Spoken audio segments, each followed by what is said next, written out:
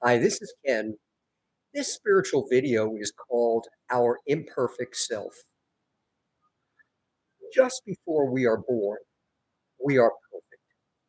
For within every life, not only human, but all life, is a spirit, a piece of God, our higher self, a soul that accompanied us through life. Our spirit has all the wisdom and knowledge of the universe. Its purpose is to give our lives meaning by sharing its unconditional love with all others. But with our first breath, our ego is created. And our ego is everything we were taught and believed to be true from the moment we were born. Our ego's only concern is for us individually. It has very little concern for anyone else or how anyone else is doing. And therefore, we grow up accepting many of the beliefs, the prejudices, the ideas that we learn in the world. We may learn that people are very different, which they are, but because of their differences, they are not as good as we are.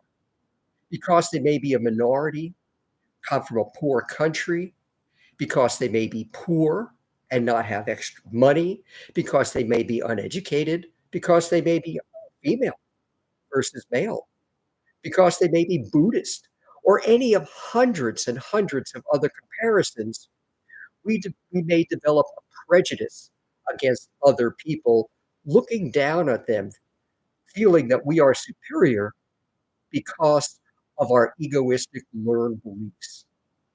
Our imperfect self is a result of accepting everything that we learned, of accepting our ego and its beliefs as being dominant in our life.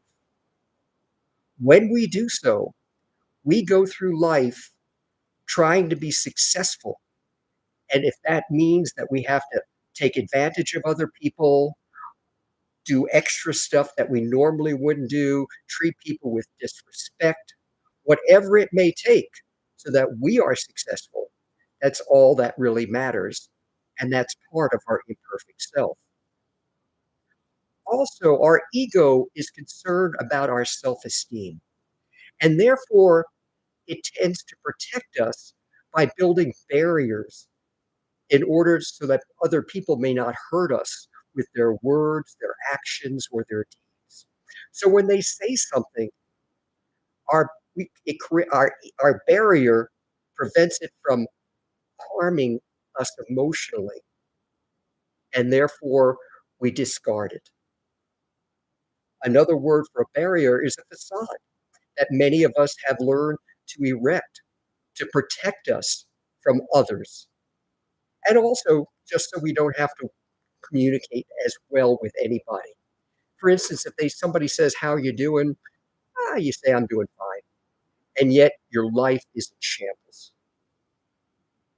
Just how things are. Also, a lot of times when we are hurt as children, we may remember these hurts when they are triggered when we are adults. So if somebody did something to us as a child, we may develop a shield or a barrier to put around to protect us. But when something similar happens when we are an adult, it triggers the memory, and our reaction to it may be very harsh against the person who started this. So all of our problems in life and all of our discussions and all of our hard times and struggles internally as well as externally are a result of our imperfect self or our ego.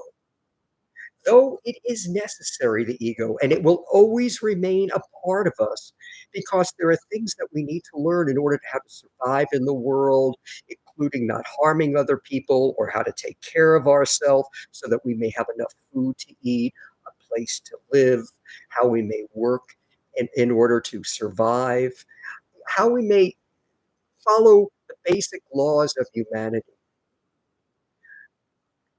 It is when the ego dominates our life that our imperfect self takes over. And by that, what I mean is by accepting what we've learned, we believe that success in life is making a lot of money, having many material possessions, doing all the best things that life may have to offer, having a family. But in reality, people who believe that and believe what their imperfect self, their ego, has convinced them is true, though they may get all these things in life, they will never accomplish what they were born to do, which is to rediscover their spirit within, the peace of God that lies within, the unconditional love that is within, and share it selflessly with all others in need. They are quite different.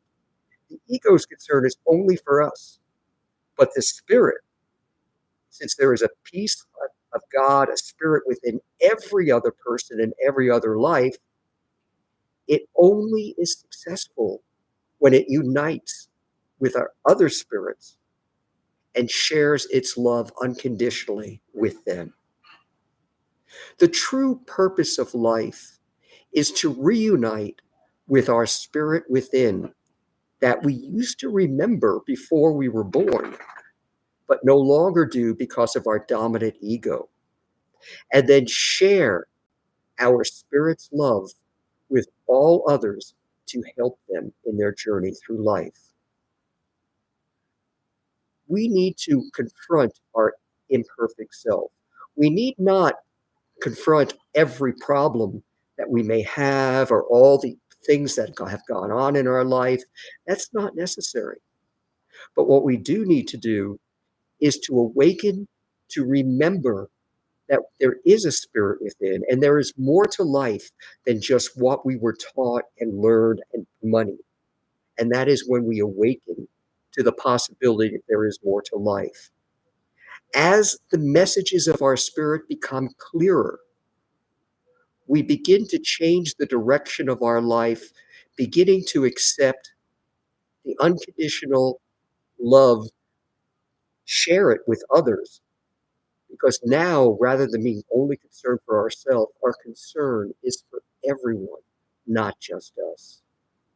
And with this sharing and with this recognition, our spirit now becomes dominant over the ego. Remember, the ego will remain with us, but because of that, our life will be lived with meaning and purpose, and we will discover what true inner peace, genuine happiness, and the real meaning of life and our journey through it is.